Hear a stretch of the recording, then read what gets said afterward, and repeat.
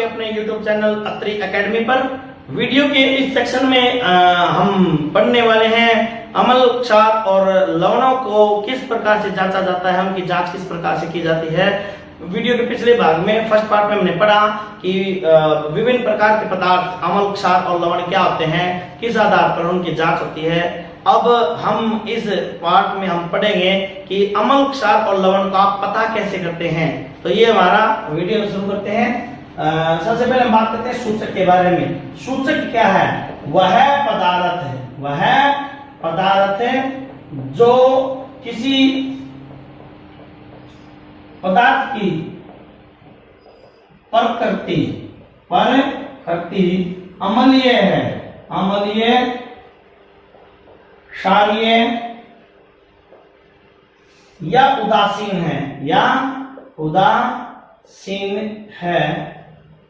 यह जांचने के लिए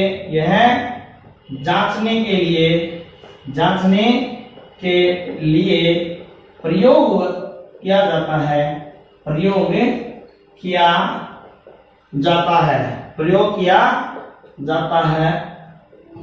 उसे सूचक कहते हैं, उसे सूचक। इंग्लिश में उसको बोलते हैं इंडिकेटर। एक बार मैं फिर बताता हूं। हमने अम्ल को इंग्लिश में क्या बोला था? एसिड। अम्ल को इंग्लिश में क्या बोलते थे? एसिड। क्षार को इंग्लिश में क्या बोलते हैं? बेस, BASE, ठीक है। और उदासीन को इंग्लिश में हम बोलते हैं न्यूट्रल। क्या बोलते हैं? न्यूट्रल, ठीक है।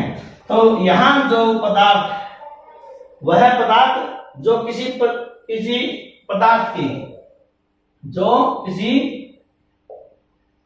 पदार्थ की प्रकृति अम्लीय है, क्षारीय है या फिर उदासीन है, यह जांचने के लिए प्रयोग किया जाता है, उसे सूचक कहते हैं। जैसे आ गया लिटमस, जैसे आ गया हल्दी, जैसे आ गया फिनाफ्थलीन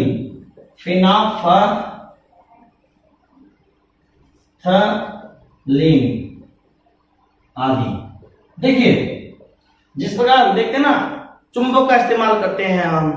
कोई पदार्थ लोहे से बना हुआ है या फिर अलोह धातु से बना हुआ है, यह जांचने के लिए हम उस पदार्थ को लोहे से स्पर्श कराते हैं। अगर वह पदार्थ चुंबक के साथ चिपक जाता है तो हम क्या अर्थ निकालते हैं? ये लोहे से बना हुआ है, ठीक है। और दूसरा, अपने घरों में देखिए, जो आपका इलेक्ट्रिकल स्विच होते हैं, उनका जो बोर्ड होता है, जहाँ पे आपके बल्ब, पंखे आदि के जो स्विच लगे हुए हैं, उसके पास एक बत्ती लगी होती है, ठीक है। जब आपके घर में बिजली की आपूर्ति हो रही होती है तो वह बत्ती है वो जलती रहती है, वो इंडिकेटर है। इंडिकेटर यानी सूचक, आपको सूचना दे रहा है कि बिजली है। कई बार क्या हुआ, जैसे मान लीजिए आजकल तो ये सुविधा है, इन्वर्टर का जमाना आ गया, बिजली की आपूर्ति बंद भी होती है तो इन्वर्टर से हमें बैकअप मिलता रहता है, ठीक है। हमारे जो विद्युत उपकरण है जैसे पंखे, बल्ब आदि जलते रहते हैं। तो अब जब ये आपूर्ति बंद होती है तो क्या होता है? इंडिकेटर जो होता है ना, वो बंद हो जाता है। तो हम जान जाते हैं कि अब जो ये विद्युत की आपूर्ति हो रही है, किससे हो रही है? ये इन्वर्टर की बैटरी की जो इलेक्ट्रिकल एनर्जी है वो है, ठीक है, वहां से आ रही है। मेन जो सप्लाई है वो गई। तो इंडिकेटर क्या होगा? आई थिंक आपको ये क्लियर हो गया होगा। इंडिकेटर यानी सूचक, सूचना देने वाला। तो सूचना देने वाला आता है। सूचक वे पदार्थ होते हैं जो किसी भी पदार्थ की प्रकृति को उसकी सूचना देंगे, प्रकृति के बारे में बताएंगे कि वह पदार्थ अम्लीय है, क्षारीय या उदासीन है। इन पदार्थों को हम बोलते हैं सूचक। और इसके कुछ उदाहरण है हमारे, जैसे लिटमस, हल्दी का घोल, फिनाफ्थलीन और जैसे गुड़हल का फूल। अब ये देखते हैं कि जो सूचक है ये हमें कहां से प्राप्त हुआ, ठीक है। स्रोत के आधार पर क्या करते हैं? स्रोत के आधार पर जो सूचक होते हैं, ये सूचक हमें कहां से मिलता है? स्रोत के आधार पर सूचक दो प्रकार के होते हैं। सूचक दो प्रकार के होते हैं, ठीक है। पहला होता है प्राकृतिक सूचक। क्या होता है? प्राकृतिक सूचक। और जो दूसरा होता है वो होता है रासायनिक यानी कृत्रिम बोल देते हैं इसको, कृत्रिम कृत्रिम सूचक यानी मानव निर्मित है। क्या होता है? मानव निर्मित है। ठीक है, देखिए आपने पिछले उसमें वीडियो में पहले हमने पिछले पाठों में पढ़ा ना, प्राकृतिक रेशे और संश्लिष्ट रेशे जो प्रकृति से प्राप्त होते हैं, प्राकृतिक रेशे। प्राकृतिक शब्द जहां लग जाए तो समझ लीजिए उसका स्रोत क्या है? प्रकृति की कोई वस्तु है, पेड़ पौधे या जीव जंतु। ठीक है, तो जो सूचक हमें प्राकृतिक पदार्थों से प्राप्त होते हैं, जो सूचक हमें प्राकृतिक पदार्थों से प्राप्त होते हैं, प्राकृतिक पदार्थ यानी प्राकृतिक पदार्थ होंगे तो या तो वो पेड़ पौधे या फिर जंतु हैं, प्राकृतिक पदार्थों से प्राप्त होते हैं, प्राप्त होते हैं, उन्हें प्राकृतिक सूचक कहते हैं, प्राकृतिक सूचक कहते हैं।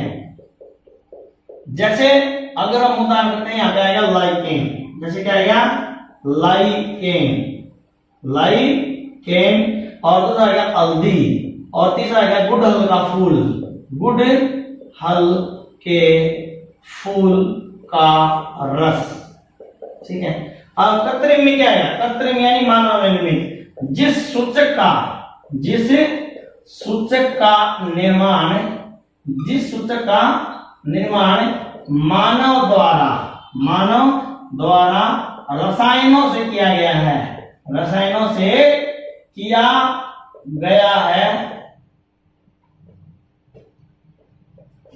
गया है, उन्हें कृत्रिम सूचक कहते हैं। कृत्रिम सूचक यानी आर्टिफिशियल इंडिकेटर, आर्टिफिशियल इंडिकेटर अंग्रेजी में बोलते हैं, तो इसको क्या बोलते हैं? Natural indicator. क्या बोलते हैं? Natural indicator, indicator. देखिए ये मैंने आपको सामने परिभाषा लिख दी। अगर हमें वो किसी भी प्राकृतिक स्रोत से मिला है तो प्राकृतिक हुआ है। इसको हम उदाहरण है लाइकेन, हल्दी और गुड़हल का फूल, और इसका जो उदाहरण है जैसे फिनाफ्थलीन, जैसे आपका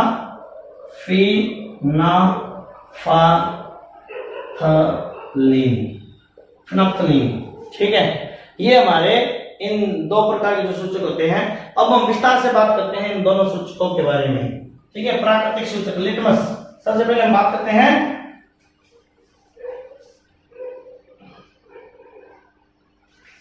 अभी हमने किया कि लिटमस दो प्रकार के सूचक दो प्रकार के, प्राकृतिक और कृत्रिम। तो प्राकृतिक को विस्तार से करते हैं। सबसे पहले हम बात करते हैं लिटमस के बारे में कि जो ये लिटमस है, हमने जैसे ही पाठ को शुरू किया, हमने जब परिभाषा दी, ठीक है, वो परिभाषा दी थी नीले अमल की परिभाषा दी कि नीले लिटमस को बदल के उसका रंग लाल कर देते हैं। क्षार के बारे में भी लाल लिटमस के रंग को बदल के नीला कर देते हैं। लिटमस है क्या? लिटमस क्या होता है? ये लाइकेन में जो क्षय होता है, यानी लाइकेन एक सहजीवी संबंध है। आपने पढ़ा होगा ना पिछले, सहजीवी संबंध का मतलब क्या होता है कि एक तो जीव होता है शैवाल और एक जीव होता है कवक। ठीक है, शैवाल और कवक ये दो जीव हैं। शैवाल केवल भोजन बनाने में सक्षम है, इसके पास रहने के लिए आवास यानी रहने का स्थान नहीं है। कवक के पास रहने का स्थान है लेकिन इसके पास भोजन नहीं है, तो ये दोनों एक साथ रहेंगे। तो शैवाल कवक को क्या देगा? भोजन, और कवक शैवाल को क्या देगा? आवास। ये जो संबंध है, एक साथ रह करके एक दूसरे की जरूरतों को पूरा करना, उसको बोलते हैं सहजीवी संबंध। तो जो लाइकेन है वो लाइकेन एक सहजीवी संबंध। देखिए एक बात करते हैं, अब हमेशा एक बात आई, आसूत जल। आसूत जल, इसको इंग्लिश में बोलते हैं डिस्टिल वाटर। डिस्टिल वाटर, आसूत जल क्या होता है? जब पानी को उबाला जाता है तो पानी की क्या होती है? भाप। उस भाप को ठंडा कर लो तो वो जो पानी बन गया वो क्या हो गया? आसूत जल, डिस्टिल्ड वाटर। यानी ये पूर्ण रूप से उदासीन है। इसका जो मान होगा पीएच का वो कितना होगा? 7। ना 7 से कम है ना 7 से ज्यादा है, एग्जैक्ट 7 मिलेगा। पूर्ण रूप से उदासीन है। ठीक है, उदासीन की परिभाषा में अगर हम कहें तो उदासीन पदार्थ क्या होते हैं? जो ना तो स्वाद में खट्टे होते हैं ना कड़वे होते हैं। स्वाद में जो उदासीन होते हैं, ठीक है, स्वादहीन है, कोई उनका स्वाद नहीं है, ठीक है, तो वो क्या कहेंगे, उदासीन पदार्थ। जो न तो नीले लिटमस के रंग को बदलते हैं, न लाल लिटमस के रंग को बदलते हैं, ठीक है, वो अपने जैसा अगर नीला लिटमस उसमें डाला तो उसका रंग नीला ही रहेगा, लाल लिटमस का घोल अगर उदासीन पदार्थ में डाला तो उसका रंग लाल ही रहेगा, ठीक है। तो जब लाइकेन के अंदर विद्यमान शैवाल नाम का जो जीव है उस शैवाल में से जो रस निकाला जाता है, उस रस को अगर आशुद्ध जल में डाला जाता है, ठीक है, डिस्टिल वाटर में, तो उसका जो रंग होता है उसको बोलते हैं माव रंग। थोड़ी सी मेरे को हिंदी में थोड़ी सी समस्या थी, इसलिए मैंने देख के लिखा है माव रंग, इसको इंग्लिश में पर्पल बोलते हैं, ठीक है, नील सोन रंग, नील सोन, इस शब्द की मुझे थोड़ी दिक्कत थी बोलने में, इसलिए मैं उसको देखना पड़ा। ये जो नील सोन रंग है इसको समझिए, आसान है इंग्लिश में, पर्पल कलर, ठीक है, पर्पल कलर का होता है ये, ठीक है। अब ये होता है पानी, और ये क्या होता है, लिटमस दो प्रकार के बताए गए, ये लिटमस दो प्रकार के हुए, दो प्रकार का, ठीक है, एक तो होता है नीला लिटमस, नीला लिटमस, ठीक है, और दूसरा कहता है लाल लिटमस, लाल लिटमस, ठीक है, नीला लिटमस और लाल लिटमस। जब नीले लिटमस को, उदासीन में ये रंग कैसा है, माव रंग, पर्पल कलर का है, और इसको दो वर्गों में बांटा गया है, नीला, यानी जब अमल के अंदर इसको डालते हैं, ठीक है ना, अमल के अंदर इसको डालते हैं तो इसका जो नीला रंग है, पर्पल कलर, वो बदल के कैसा जाएगा, लाल, ठीक है, लाल। लाल किसमें हुआ, देखिए लाल किसमें हुआ, अमल के साथ मिल करके, ठीक है। नीले लिटमस को अगर अमल में डाल दो तो उसका जो रंग है वह बदल के कैसा जाएगा, लाल। और उसी तरह से लाल लिटमस को अगर हम क्षार में डाल देते हैं, क्षारक में, तो वह कैसा जाएगा, नीला। तो इस प्रकार से सूचना देगा, लिटमस दो प्रकार के हो गए, लाल लिटमस और नीला लिटमस। और अगर इस लाइकेन का जो रस है उसको आशुद्ध जल में डालेंगे तो वो नील सोन यानी पर्पल कलर देगा। तो इस प्रकार से अगर हमें ये पता करना है कि जो पदार्थ है वह उदासीन है, क्योंकि आशुद्ध जल क्या है, वह उदासीन होता है, आशुद्ध जल क्या है, उदासीन, क्योंकि मैंने बताया इसका पीएच का मान कितना है, 7, और जिसकी पीएच का मान कितना था, 7, वह क्या था, उदासीन। तो अगर कोई पदार्थ हम देख रहे हैं वो उदासीन है, अम्लीय है या क्षारीय, हमें नहीं पता, तो हम क्या करेंगे, लिटमस के घोल का इस्तेमाल करेंगे। लिटमस के घोल दो प्रकार के होते हैं, लाल और नीला। हम जैसे अगर हमने नीले लिटमस की एक बूंद किसी पदार्थ में डाली और उसका रंग बदल के कैसा गया, लाल, तो हम ये कह सकते हैं कि ये जो पदार्थ है ना, ये क्या है, अम्ल। ऐसे ही अगर हमने लाल रंग का लिटमस का घोल लिया और उसको हमने किसी पदार्थ में मिलाया और उसका लाल रंग बदल के, लिटमस के घोल का लाल रंग बदल के नीला हो गया, तो हम कह सकते हैं कि ये जो पदार्थ है वह क्या है, क्षारक। हमने नीला डाला, नीला ही रहा, हमने लाल लिटमस के घोल को डाला, वो लाल ही रहा, रंग नहीं बदला, तो हम ये कहेंगे कि जो ये पदार्थ है वह उदासीन पदार्थ है। तो इस प्रकार से हम लिटमस की सहायता से पदार्थ की प्रकृति जो है, अम्ल है या क्षार है या उदासीन है, वह ज्ञात करते हैं। अब हम बात करते हैं दूसरी, लिटमस के बाद आता है हमारा हल्दी का घोल। हल्दी के घोल का इस्तेमाल कैसे किया जाता है, ठीक है। देखिए हल्दी का जलीय घोल, हल्दी का जलीय घोल, जब हम हल्दी को जल में घोलते हैं ना तो गहरा पीला रंग आ जाता है, गहरा पीला रंग, ठीक है, गहरा पीला रंग देता है। आशुद्ध जल में बनाते हैं इसको, जल होना चाहिए कैसा, आशुद्ध, डिस्टिल वाटर।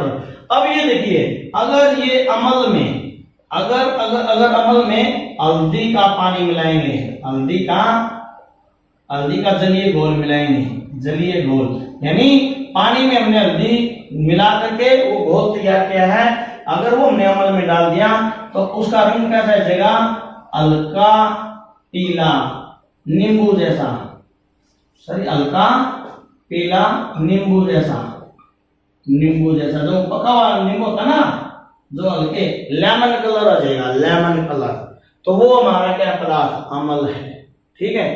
इसके अंदर जो खुद का हल्दी का गहरा गाढ़ा पीला रंग था ना, वो कुछ हल्का हो जाएगा, तो वो पदार्थ क्या है, अमल। और अगर यही क्षार के अंदर डाल देते हैं, किसके अंदर डालते हैं, क्षार के अंदर, क्षार के अंदर जब हम हल्दी का घोल डालते हैं, हल्दी का घोल, तो हल्दी का घोल डालने के बाद वो नारंगी लाल रंग का हो जाता है, नारंगी लाल रंग का, ठीक है। तो वो क्या रहता है आपका, वो पता चलता है कि वो पदार्थ क्या है, क्षारक। देखिए आपने अगर कई बार देखा होगा, आप खाना खा रहे हैं, आपके खाने पर सब्जी गिर गई, सब्जी में यूजुअली हम क्या है, एक मसाला इस्तेमाल करते हैं जिसको बोलते हैं हल्दी। सब्जी गिरी होने के कारण क्या करते हैं, तो हम उसको धोने की जब चेष्टा करते हैं ना, तो जैसे ही आप साबुन लगाओगे तो उसमें हल्दी का घोल तो है ही, साबुन साबुन क्या थे, क्षार, क्षार के साथ मिलते ही वहां पे परमानेंट नारंगी लाल रंग का धब्बा जाता है। इसलिए जब भी कपड़ों में किसी भी प्रकार से सब्जी वगैरह लग जाती है, उसके दाग लग जाते हैं, तो उसको सीधा साबुन से मत धो, पहले उसको साफ पानी से, बिल्कुल साफ शुद्ध जल हो, ठीक है, उससे इसको धो, गर्म पानी से धो लो उसको, कपड़े से पूंछ लो, फिर गर्म पानी मतलब ऐसा करो कि इसके अंदर से जो हल्दी का जो कंटेंट है, जो पदार्थ हल्दी की मात्रा वो निकल जाए, फिर इसको साफ करो, ठीक है, तो कपड़ा साफ हो जाएगा। अगर हल्दी उसमें रहेगी तो साबुन लगते इसका रंग कैसा रहेगा, नारंगी लाल। और अगर ये उदासीन है, ये कैसा है, उदासीन, तो उदासीन में जैसे ही हल्दी का घोल डालोगे, उसका जो जैसा रंग था, ठीक है, अशुद्ध जल में घोलने पर जो रंग है उसमें रंग परिवर्तन नहीं होता, रंग का परिवर्तन नहीं होता। तो इस प्रकार से हम हल्दी के घोल को भी हम एक सामान्य सूचक के रूप में इस्तेमाल कर सकते हैं। हर घर की रसोई में मिलने वाला बिल्कुल साधारण सा मसाला है और औषधीय गुणों से भी भरपूर है। इसके अंदर शरीर के अंदर रोग प्रतिरोधक क्षमता बढ़ाने की भी क्षमता होती है। तो अब हम बात करते हैं तीसरे प्रकार के जो प्राकृतिक सूचक है उसके बारे में। जो तीसरे प्रकार का पदार्थ वो क्या है, गुड़हल। गुड़हल के फूल की पत्तियों का रस, फूल की पत्तियों का रस, जो गुड़हल का फूल होता है, चाइना रोज। इस पिक्चर में देखिए, ये जो चित्र आपको दिखाई दे रहा है ना, ये चाइना रोज का है। इसकी जो पत्तियां हैं, ये आपको दिखाई दे रही है ना, लाल रंग की पत्तियां दिखाई दे रही है। इनको जब हम एक्सट्रैक्ट करेंगे तो इनमें से रस निकलेगा, ठीक है, जो क्या होता है, हल्का गुलाबी, हल्का गुलाबी, हल्का गुलाबी रस निकलता है इनमें से, ठीक है ना, हल्का गुलाबी रस निकलता है। यही हमारे सूचक का कार्य करता है, ठीक है। कैसे, अगर कोई पदार्थ अम्ल है, इस अम्ल में हम गुड़हल के फूल का, गुड़हल के फूल का रस मिला देते हैं, तो ये जो रंग है ना, क्योंकि ये गुड़हल के फूल का रंग क्या है, हल्का गुलाबी, ये गहरा गुलाबी हो जाएगा। कैसा हो जाएगा, गहरा गुलाबी। तो ये क्या हो जाएगा, ये हमें बताएगा कि जिस पदार्थ में हमने इसको मिलाया है वह क्या है, अम्ल है, वह क्या है, अम्ल, ठीक है। और अगर मान लीजिए वो पदार्थ क्या है, क्षार। जब क्षार में गुड़हल के फूल का रस मिलाया जाता है तो उसका जो रंग होता है वो कैसा रहता है, हरा रंग, हरा रंग, ठीक है, बिल्कुल अपने आप में क्लियर हो जाएगा। तो वो क्या हो जाएगा, सूचना देगा कि जो पदार्थ है यह है क्या है, क्षार।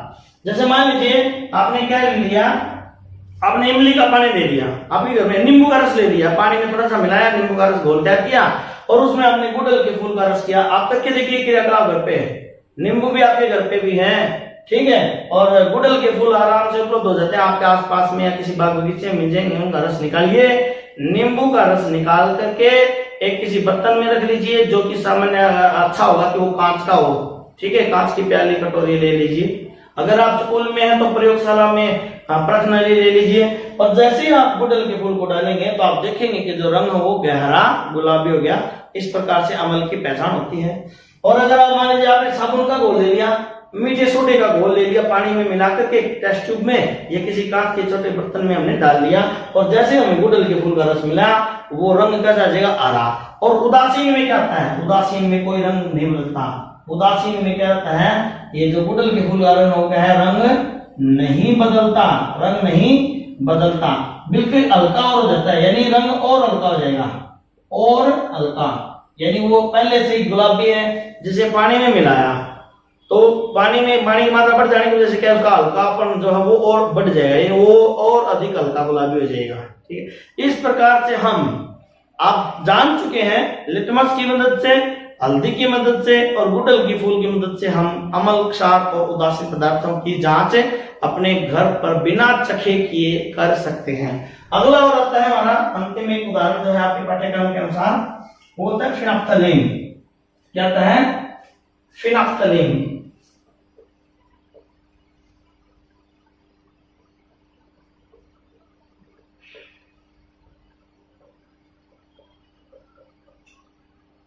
फिनाफ्थलीन नाम का ये एक रासायनिक पदार्थ है। क्या है ये? रासायनिक। मैंने बताया था ना, कृत्रिम मानव रासायनिक पदार्थ है, रासायनिक सूचक है ये। ठीक है, रसायन तो वो भी है लेकिन उसका स्रोत प्रकृति से, इसलिए हम उसको प्राकृतिक बोलते हैं। इसका कैसे पता चलेगा? ये रंगहीन है, खुद में अपने आप में कैसा है? ये रंगहीन है। जिस प्रकार से पानी का कोई रंग नहीं है ना, फिनाफ्थलीन के घोल का कोई रंग नहीं है। ठीक है, कोई भी रंग नहीं है। यहाँ एक बात देखिए आप, यहाँ पर जितने हमारे प्राकृतिक सूचक कारगर है ना, वहां ये फिनाफ्थलीन नहीं है, लेकिन फिर भी इसका इस्तेमाल होता है। वो एक अलग प्रकार से बड़ी कक्षा का विषय है। कैसे पूरा कारगर नहीं है? देखिए, ये अगर अम्ल में मिला दिया जाए, क्या करते हैं? अम्ल में। अम्ल में क्या है? ये फिनाफ्थलीन मिला दी जाएगी।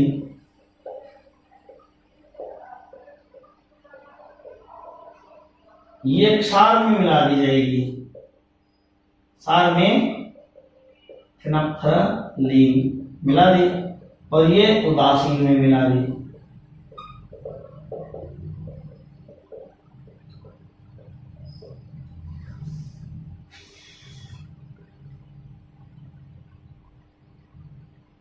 ये जब अम्ल में मिलाई जाएगी, इसका रंग कैसा है? रंगहीन, पानी के जैसा। जैसे पानी का कोई रंग नहीं है, शुद्ध जल, अशुद्ध जल का कोई रंग नहीं है, पारदर्शी है वो, पारदर्शी। इसी प्रकार से फिनाफ्थलीन जो पारदर्शी है। हमने अम्ल में डाला, तीन पदार्थ हमारे पास, वो अम्ल, क्षार और उदासीन है। तीनों के तीनों पदार्थ रंगहीन है, यानी पारदर्शी है। हमें वो भी नहीं पता, एक दूसरे के जैसे दिखाई देते हैं। हमने पहले फिनाफ्थलीन डाला, हमें पता है कि ए में अम्ल है, बी में क्षार है, सी में उदासीन है। हमने ए में डाला, पता है तब, तो हमने देखा रंगहीन ही रहता है।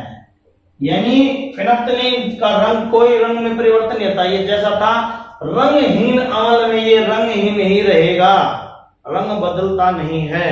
और अगर ये बी जिसमें क्षार है, हमें पहले से पता है कि बी पात्र में क्या है? क्षार है। फिनाफ्थलीन मिलाया, जब हमने इसको फिनाफ्थलीन में मिलाया तो गहरा गुलाबी रंग आ गया, गहरा गुलाबी रंग।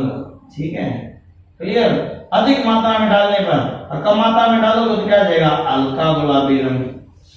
क्षार के साथ उदासीन में डाला तो फिर उदासीन में क्या रहेगा? रंगहीन। तो ये देखिए, इसीलिए मैंने तीनों को एक साथ लिखा है। फिनाफ्थलीन इतना ज्यादा कारगर नहीं है कि आप ये बता दो, आपने अगर लिटमस लिया होता तो तीनों का अलग अलग पता चल जाता। ए के साथ लिटमस का नीला घोल इस्तेमाल करते, वो लाल हो जाता, पता चल गया। बी के साथ लाल लिटमस का इस्तेमाल करते, वो नीला हो जाता, पता चल गया क्षार है। और अगर उसका दोनों का रंग नहीं बदलता तो पता चल जाता। यानी हमारे प्राकृतिक जो है सूचक, वो रासायनिक सूत्र से कहीं अधिक बेहतर और सरलता से उपलब्ध होते हैं। लेकिन इसका मतलब ये नहीं है कि फिनाफ्थलीन का उपयोग और उपयोगिता और इसका महत्व कम है। ये बड़ी विषयों में, बड़ी कक्षाओं में जो अनेक क्रियाकलाप किए जाते हैं, प्रैक्टिकल जो किए जाते हैं, उनमें ये इंडिकेटर का काम करता है एंड पॉइंट निकालने के लिए। ये इंडिकेटर एंड पॉइंट क्या है, ये बड़ी कक्षाओं का विषय है। अभी हम अपने इस वीडियो को यही विराम देते हैं। आज का हमारा ये टॉपिक सूचक जो है पूरा हुआ। इसी पाठ के अगले वीडियो के साथ हम फिर हाजिर होते हैं आपके अपने YouTube चैनल अत्रि एकेडमी पर। मैं आप सभी दर्शकों से एक बार फिर विनती करता हूं, अगर आप चैनल पर नए हैं, आपने चैनल को सब्सक्राइब नहीं किया है, तो आप चैनल को सब्सक्राइब कर दीजिए। वीडियो अगर आपको पसंद आया तो इसको लाइक कर दीजिए। वीडियो देखने के बाद आपके मन में किसी प्रकार का कोई सुझाव या शंका है जो आप मेरे साथ साझा करना चाहते हैं तो कमेंट सेक्शन में लिखिए। आपके मार्गदर्शन में, आपके सुझावों से मैं चाहता हूं कि मैं बेहतर प्रदर्शन करूं, अच्छे से अच्छी अध्ययन सामग्री में अपने विद्यार्थियों को इस चैनल के माध्यम से दे सकूं। तब तक